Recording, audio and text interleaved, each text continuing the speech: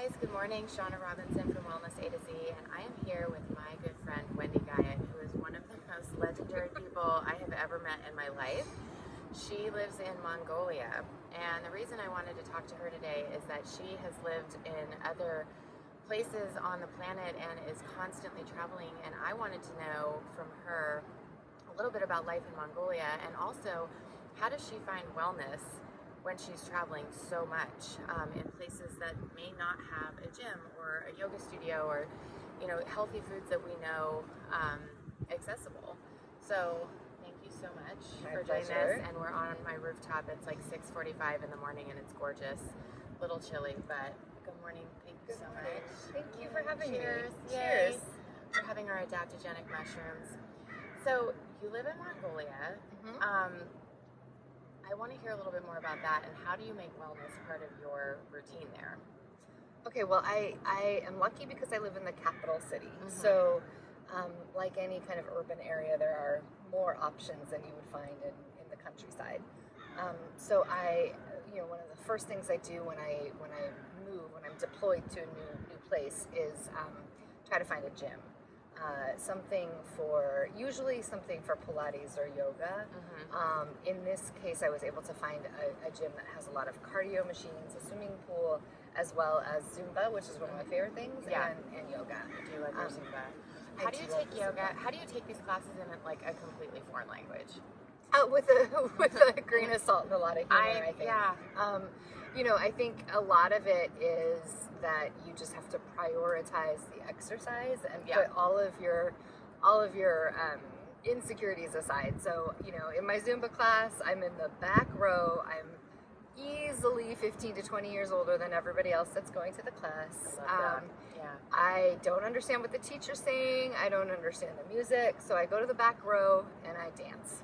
My goal is bounce around and sweat and have fun. And I don't let anybody's opinion bother me.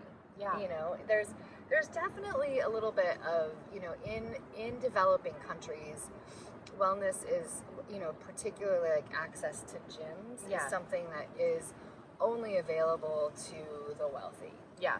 Right? So the gym that I go to, it's a lot of expatriates. It's attached to a really nice hotel, so you get a lot of like traveling business people, and then you get a lot of really wealthy Mongolians. And for a lot of the girls, like working out and being pretty is like that's their job.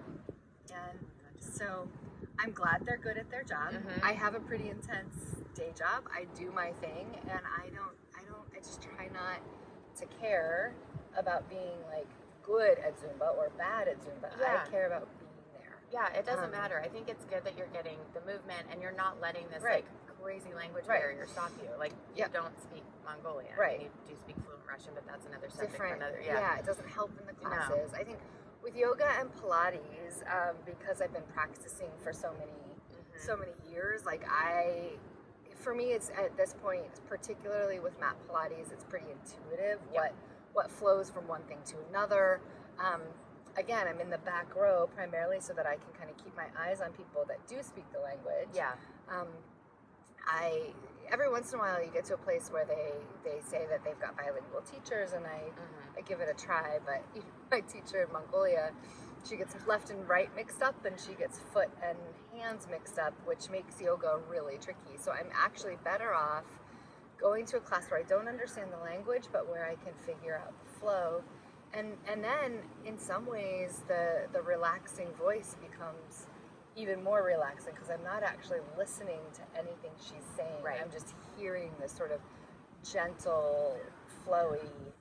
So that's a little bit more meditative for you.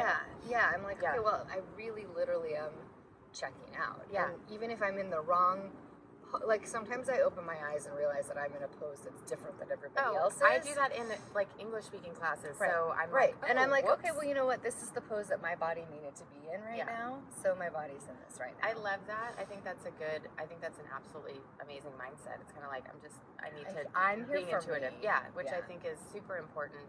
Yeah.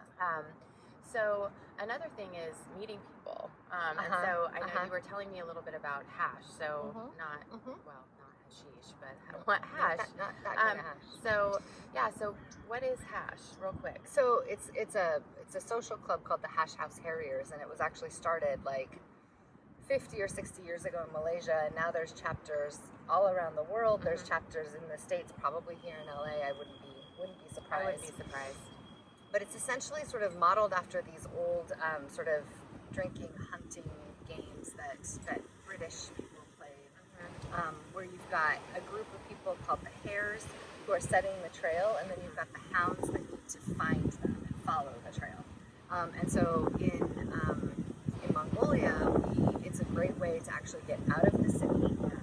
We have a bus that takes you out to the surrounding hillsides. There's an observatory with a beautiful hill. There's some really cool valleys that are full of yurts and sheep and beautiful places to walk around. Just like LA.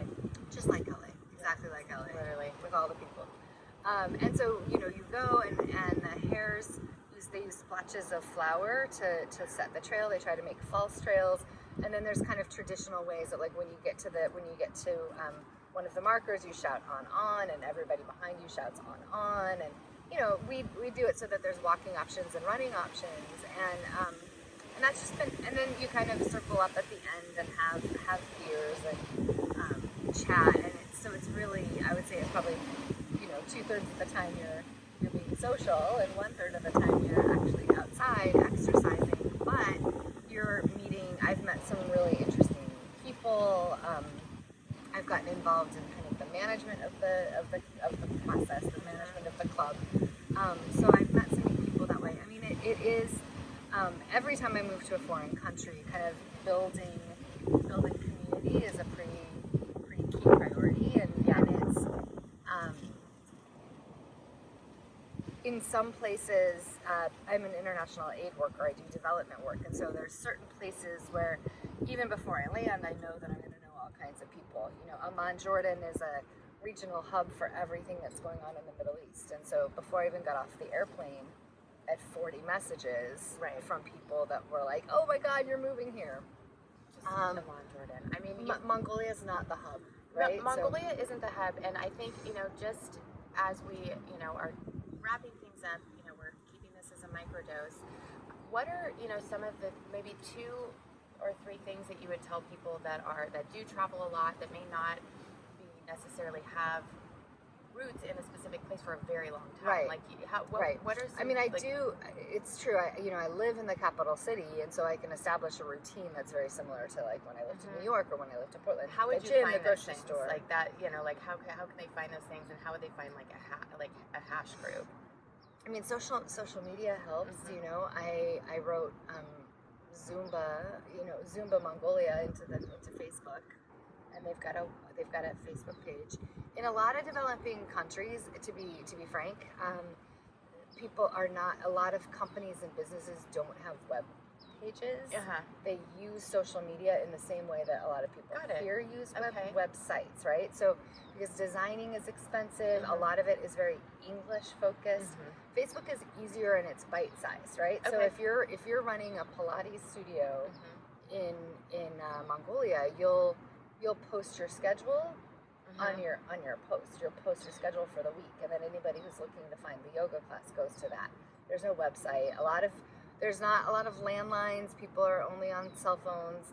Texting is tricky for somebody like me who doesn't know the local language. So I can figure stuff out through social media.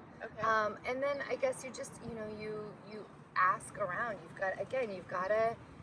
You've got to be bold about saying, I'm a little bit scared, I'm a little bit vulnerable, I'm a little bit confused. And so, talking to my coworkers, my Mongolian coworkers, every once in a while I'll call them panicked from a taxi and say, I think he's going the wrong way. Can you talk to him? I think he's taking me to the amusement park instead of the national park, and I need some help. We also have to talk very quickly about the transportation situation. You told me yesterday that there's hitchhiking is an actual thing in Mongolia. Right. Yeah, I mean, hitchhiking is actually the primary way that people get around in the city. I mean, if there's there are buses, but they're crowded, they're kind of broken down, they're really, really cold, fairly unsafe. So buses are Buses are kind of last chance option. So. All right, so 3 things that I hear from you, and then we're going to wrap this up, for finding wellness in an unconventional Ask a place. stranger, hop in his car. Right, ask a stranger, hop in his car, hitchhike, it's the thing. I hear mindset and just kind of like doing it, even though you may not know the language, don't let that scare you. Yep. Facebook and social media is really good, as web pages may not be great for you. Right. And then just really quickly, like about food. So, I have to, you have to plan a little bit differently. I go to there's Korean grocery stores, Japanese grocery stores. I go and I get a lot of fruits and vegetables and produce, and I do a lot of my own cooking and then take my own lunches to work, because a lot of the food there, it's a very dairy heavy diet, very meat heavy diet. It makes sense, right? It's nomadic and it's freezing livestock. as cold. It's negative 22 or something So like that. I'm not particularly enamored with Mongolian food. There are other restaurant options. So if I'm going out with friends, we might choose Indian instead. We might choose sushi, Japanese. Right. Just don't ask questions about where the fish came from. When I'm in the capital, I can plan and work accordingly. Yeah. There's actually also a Facebook page for expats in Mongolia. Awesome. And people can post like, hey, I'm looking for cheddar cheese. Anybody know where I can get it? So there's, again, you ask, and it's not the kind of thing that people in LA are used to having to ask each other, but you find the community and then you share. Awesome. Yeah. Well, thank you so much, guys, for joining us on this episode of Microdose Your Wellness, and this is Wendy Guyot. Thanks, Shana, for having me. Thank you so much for sitting on my freezing cold Thanks roof. for the Yes. mushrooms. It's warmer than Mongolia.